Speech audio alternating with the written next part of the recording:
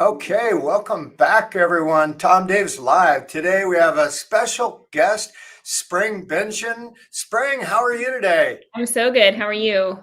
Great, doing well. Awesome. Well, let's just jump right in. And if you could share with our viewers just a little bit about yourself, that'd be great. Yeah. So, in terms of real estate, I've been in real estate for about 19 years. It started when I was in my early 20s, and I worked in a resort community selling people's vacation second homes on the ski hill, actually, Tom. And I did that until the economy tanked in 2008, 2010. People stopped buying vacation homes. That wasn't reality at that time. And so I had to make a pivot, and I pivoted in just to the normal residential market. I joined Keller Williams at the time, started a team, and I've had a team since about 2010. We're in the state of Utah. We're one of the largest teams in the state of Utah. We'll do almost 500 transactions this year, and it's fun. So, yeah, that's who I Well, am.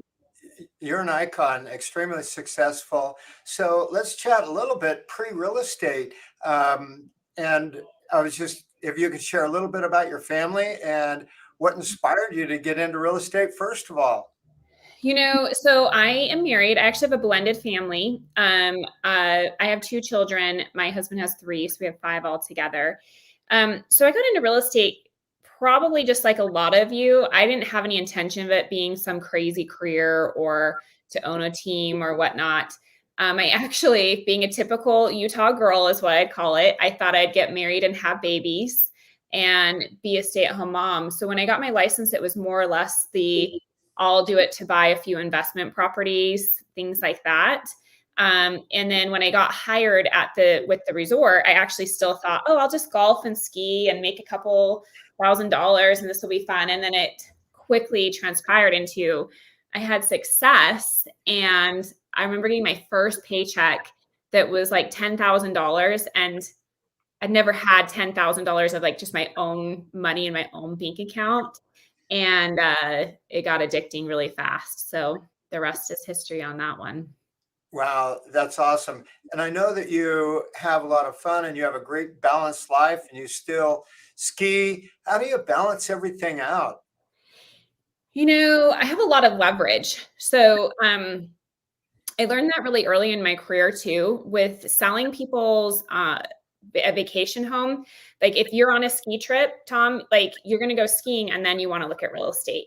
So I didn't have the luxury of saying, "Oh, sorry, I have kids. I have to be done by 5 o'clock." And so from the very beginning, I actually had a live-in nanny, which neither here nor there. It was just the only option I had to be able to have a career at that time.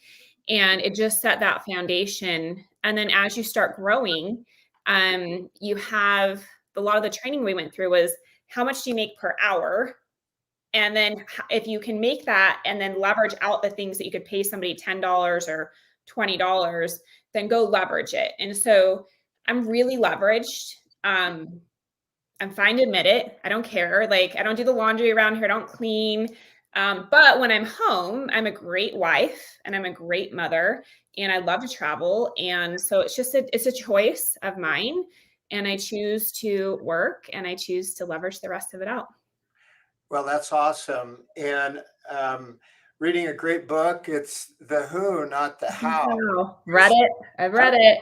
Absolutely. Yep. And literally every successful person in the world Yeah. has gained their success through relationships with others. So, Mhm. so that's just awesome. Well, let's go back in time and let's just say if you were a brand new agent, um, what would you tell yourself as a brand new agent? How would you start if you just came, someone dropped you in, you're in Ogden, right? You're in Ogden, No, I just live right out of Salt Lake City, but Salt Lake City. yeah. Someone dropped you on a helicopter right there, Yep. Salt Lake City. What would you do? How would you start? Well, so I own a large real estate team and I love brand new agents because I get to bring them in and help them make it happen. So, what I tell people is you've got your license and that's just the beginning. So, you've got to start thinking that you are now the product. people don't buy the home that they live in because of you told them to. It's because it works for them. But they hired you to help them because they believe in you, they believe in your service, they believe in that. So first step is number one, start your mind shift around that you are now the product. So you've got to invest in yourself, whether you're on YouTube, you're listening to things like this, you're reading, you're getting coaching, whatnot. Second thing is you're in the lead generation business. Like you are in a contact sport. So you have to lead generate and structure your day. So I teach an agent that you are in at least by 8:30 in the morning, and you're not leaving until noon. And maybe you're staying past that.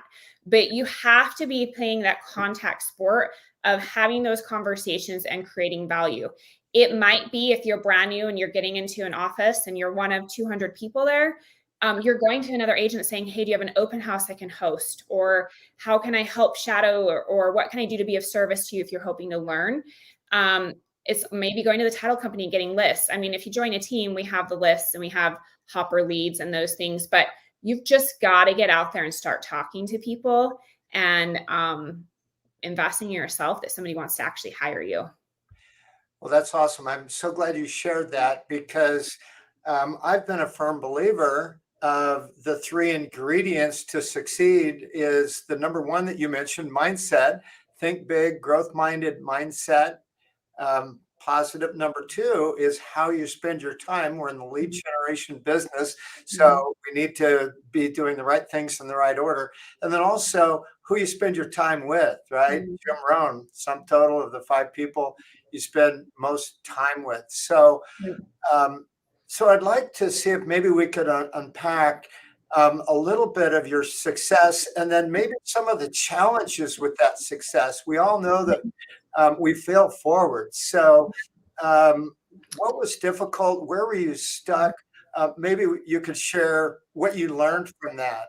I have failed forward so many times. I continue to do so.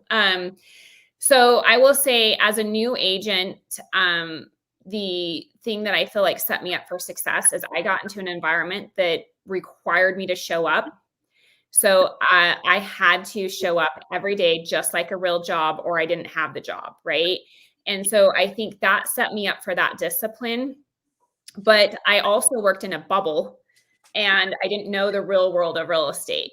So when it was time and I joined Keller Williams at the time, it was like, oh, I'd had a lot of success and had the name and all of that. But I had no business probably starting a team or knowing what the heck I was doing. I just was good at my job. And so I failed a lot. A couple of things of failure would be I hired like agent attraction for the longest time was just anybody who raised their hand that wanted to be in my world. I had like zero standards, zero expectations. It was just I was inundated with leads. I didn't have the systems. So I would say, I mean, for a long time, I don't even know that my team really made money. It was more or less that it made money because I was selling real estate and I was fronting it. And I feel like a lot of people are in that space. If they actually looked at their financials, they would be like, okay, is money actually coming from me? But I've also failed a lot of just wrong hires. I would say the messy middle that I stayed in for a long time of just being complacent. The messy middle is what I say of like, you're in that space where you are the one doing the production. You have very little agent count. And then, but you have every expense in place to go to that next level if you'd actually do it. And the thing that's holding you back is yourself, right? And I stayed there for a really long time until I got incredibly miserable, until probably about 3 years ago. I was like, I'm either going to burn this down and go back to being just a solo agent, or I have to scale. And I made that decision. And we're just constantly, I'm in that growth mode, but all the time I'm failing on things. So I think that I'm guilty of some of those same failures with, with hiring talent. The rule should be, slow to hire and quick to fire. But unfortunately, I've fallen into the quick to hire and slow to fire trap. And I've learned through coaching and books that, I just recently read that a great talented person should ask you three things. Number one, what else can I do? Number two is, where can I get better? And then number three, where do I need to learn, and how do I need to grow? Mhm. So it's all about leverage and talent. So I think to your point too, I think one of the mistakes as agents we make, Tom, is that we hire people with real estate licenses right, instead of going to find people who are really actually great at the job. And then if they need a license, great, get them licensed, But I know a lot of times when we were speaking with other agents, it's like, oh, they have their license, they'd be good at this. It's like, no, your license is a 3-week class. Like, hire somebody who's great at operations right. and then get them licensed. And so I think I've made that mistake a lot until recently. Now I've got some great talent in my world. So Oh, yeah, that's awesome. And it's just crazy. You'll hire someone, you think, oh, wow, they're just going to be great. They're hungry, they're humble, they're coachable, and they're smart. And then they won't make it. And you'll hire someone else and that you don't think has a chance, and they're just going to crush it. yeah, So I guess, we just can never know. just provide them with the best tools available to succeed, and, set them up for success. Yeah. We It's can, interesting. So one of the things I do on my team is, because you never know like how people interview, and you're going off their energy and their resume or whatnot. And most people getting into real estate don't necessarily have a resume, but I'll bring somebody in for an immersion time frame before I actually bring them into the team, just so they can, I call it Hello Week. It's actually Hell Week with an O. And it's more of a glimpse of like what they're really getting into, only because I found so often I was bringing people in and then they'd get in and be like, whoa, I didn't realize I had to talk to people. I thought I was just showing beautiful houses. And so we look at it like, if you can't show week one really excited and willing to do whatever it takes, then this industry is not for you. And so we give them the benchmarks they have to hit within that to ultimately see if they're going to make it or not. well, that's great. Mm. And, because we try and motivate people, and, there's just really no way we can motivate people. We can motivate them, we can aid them with all the tools and everything, but we just can't motivate them. So Yep. that's so true. Well, Mhm. great, Spring. Thank you so much for jumping on here this morning. If someone wants to reach out, what's the best way to get a hold of you?